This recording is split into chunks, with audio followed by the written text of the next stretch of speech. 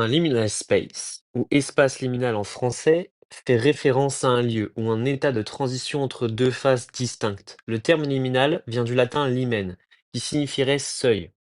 Ainsi, un espace liminal est littéralement un espace de seuil, un point intermédiaire entre un état passé et un état futur. Dans un contexte physique, un espace liminal peut être un endroit comme un couloir, un hall d'entrée, une salle d'attente ou même une aire de repos sur une autoroute. Ce sont des lieux où les gens ne passent généralement pas beaucoup de temps, mais qui servent de passage d'un lieu à un autre. Ils peuvent souvent évoquer un sentiment étrange de désorientation ou de nostalgie, car ils ne sont pas destinés à être des destinations finales. En psychologie et en anthropologie, le concept de liminalité aurait été exploré par le français Arnold van Gennep, ou Genep, je ne sais pas trop, et le britannique Victor Turner pour décrire les phases de transition dans les rites de passage. Cela inclut les moments où une personne est en train de passer d'un statut social ou personnel à un autre, comme l'adolescence, les rituels de passage à l'âge adulte, ou d'autres transitions de vie. Les espaces liminaux sont souvent associés à des sentiments d'inconfort ou de mystère, car ils ne sont ni totalement ici, ni totalement là-bas, mais quelque part entre les deux. Et là, Timothée, tu dois te demander: «Hein? Mais les liminal space, c'est pas ces trucs flippants sans queue ni tête qui tournent sur internet?»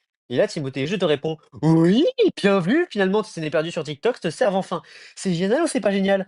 En revanche, là où tu as tort, car tu ne peux pas avoir raison, puisque tu t'appelles Timothée, c'est que ce n'est pas sans queue ni tête. Non, pas celle-là de Timothée. Enfin bref, un liminal space, c'est ça, ça, ça ou encore ça. Et non, ça, c'est des chiottes Timothée. LOL, qu'est-ce qu'on se marre! Tiens d'ailleurs, vous savez qu'il y a plusieurs types de minimal space? Il y a les flippants dans lesquels on retrouve cela, et les moins flippants qui jouent sur la nostalgie et qui sont juste beaux, comme ceux-là. D'ailleurs, vous savez que la plupart des images que j'ai montrées ont toutes un point commun. Alors, oui, c'est tous des liminal space, bien joué Henri, c'est le sujet de la vidéo.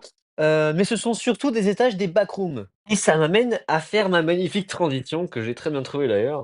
Les backrooms, qu'est-ce que c'est? Les backrooms, ce sont un peu à la manière des SCP, un univers créé à 100 par des internautes qui a commencé avec cette image sur les réseaux sociaux, notamment 4chan, qui aurait été postée en 2019. De fil en aiguille, les gens vont faire ou trouver des photos d'endroits inspirants, les mêmes émotions à la fois malaisantes, nostalgiques et effrayantes. Chaque image va alors être associée au backroom, mais là, Timothée, tu dois te demander comment on va dans les backrooms. Et là, tu vas me répondre que tu as vu la vidéo de Feldup. Et ça me permet de faire une petite parenthèse pour vous demander d'aller voir la vidéo de Feldup sur les backrooms. Son Findings 80 sur le sujet est génial. Le lien de la chaîne est en description normalement. Mais du coup, pour répondre à ta question, Timothée, pour aller dans les backrooms, bah en fait, tu peux pas. Pourquoi? Parce que pour vous y rendre, il faut que le hasard vous fasse littéralement bugger et traverser le sol pour atterrir dans les backrooms. On appelle ça le no-clip, qui en gros est un terme de jeu vidéo qui veut dire que le personnage n'est pas sensible aux collisions. En gros, il traverse sol, mur, etc. Et sachez qu'il n'y a aucun moyen de sortir des backrooms. Cette vidéo respire la joie, la bonne humeur et la vie! Enfin bref. Continuons.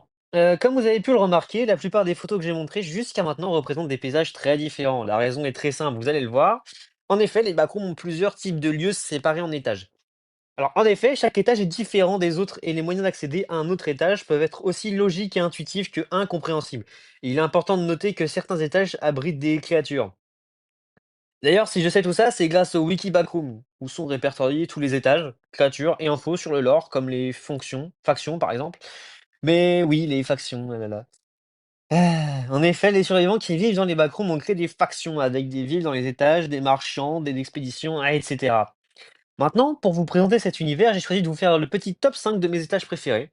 Je vous donnerai leur faune et flore et une petite description. Mais avant, j'aimerais poser une question, messieurs dames. English or Spanish? Allez, voilà, je t'ai eu Timothée. Bref. Numéro 5, l'étage 39, la forêt enchantée. L'étage 39 est décrit sur le wiki des backrooms comme une forêt de chênes constamment plongée dans une brume fine et une sorte de nuit légèrement lumineuse, parcourue par des sentiers de 2 mètres de large, traçant ses chemins sans logique dans le niveau. Cet étage n'a aucune entité. En revanche, les arbres de cet étage sont indestructibles, et le sol est recouvert de mousse et de feuilles et petites branches.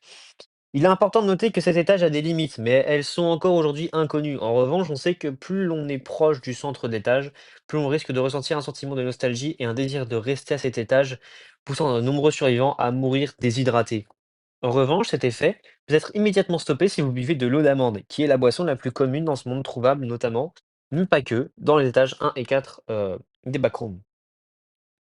J'aime beaucoup cet étage parce qu'il n'est pas vraiment hostile comparé aux autres. De plus, l'absence d'entité le rend vraiment parfait pour établir une ville, puisqu'il suffit de s'hydrater avec la boisson la plus commune de l'univers des backrooms pour annuler les effets. De plus, son apparence de forêt enchantée est vraiment agréable à voir et ressemble, d'après moi, à un paysage forestier très britannique, irlandais ou même écossais. Numéro 4, l'étage 85. Pas de données. L'étage 85 est un étage un peu étrange, puisque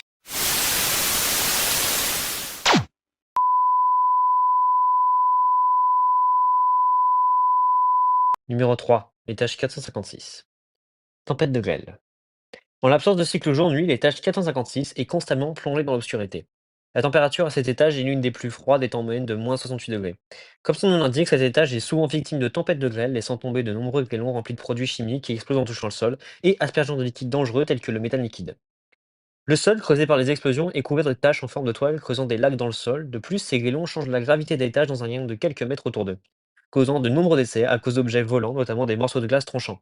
De plus, il est possible de tomber sur des abris anti-atomiques abandonnés un peu partout dans les étages, qui sont les seuls endroits susceptibles de fournir des vivres.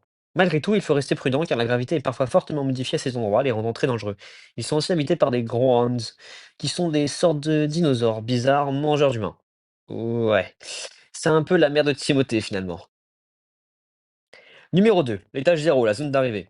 Comment parler des backrooms sans parler de cet étage iconique, dans lequel vous ne trouverez qu'un papier peint et une moquette jaune moisie, illuminée par des lampes incrustées, dans un faux plafond, répandu dans des suites infinies de murs, créant un véritable labyrinthe. Le seul moyen d'accéder à l'étage d'après est de marcher et prier pour tomber sur une pièce appelée la Manila Room, ayant un papier un peu différent et possédant un mobilier tel que des tables sur lesquelles sont posés des vivres et instructions pour vous aider à atteindre l'étage 1, la zone habitable. Cet étage n'est habité par aucune entité, mais malgré tout, il est l'un des plus dangereux à cause des faibles chances de trouver la Manila Room. On peut en revanche se demander pourquoi on ne retrouve jamais le cadavre de ceux qui ne sortent jamais de cet étage. Peut-être qu'une créature retient les cadavres dans l'ombre.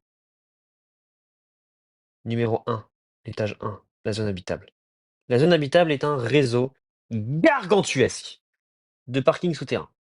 Humide et assez bien éclairée, bien que sombre à certains endroits, cette zone porte le nom de zone habitable car de nombreuses caisses apparaissent et disparaissent dans le monde contenant toutes sortes d'objets, allant aux gourdes d'eau, d'amandes évidemment, remplies aux armes, au matériel médical, vivres et objets de loisirs, munitions, vêtements, etc. Ces caisses se réinitialiseraient lorsque les lumières de l'étage s'éteignent et se rallument quelques secondes après. Malgré son nom, ne baissez pas votre regard, en effet, cet étage abrite des créatures vraiment pas sympas, comme les Smilers. Un petit sourire dans le noir qui ne fait rien tant que vous le regardez, jusqu'à ce qu'il disparaisse de lui-même. Mais attention à vous, si vous détournez le regard. Voilà de quoi vous donner un avant-goût.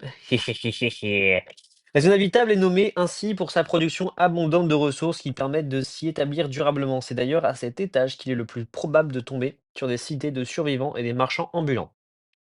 Voilà, c'est ma première vidéo de ce format. N'hésitez pas à me dire si les «C'est quoi ça?» vous plaisent. C'est un format que j'utiliserai à l'avenir pour expliquer des sujets que j'aime bien et je trouvais que les backrooms se prêtaient bien au jeu, alors j'ai fait cette petite vidéo. Si vous avez des idées de sujets que vous voudriez voir, n'hésitez pas et n'hésitez pas non plus à vous abonner et à liker et partager la vidéo, ça me fait super plaisir et ça fait grandir la chaîne. Sur ce, je vous dis à bientôt pour de prochaines vidéos. Bonne journée à tous d'ici là et portez-vous bien.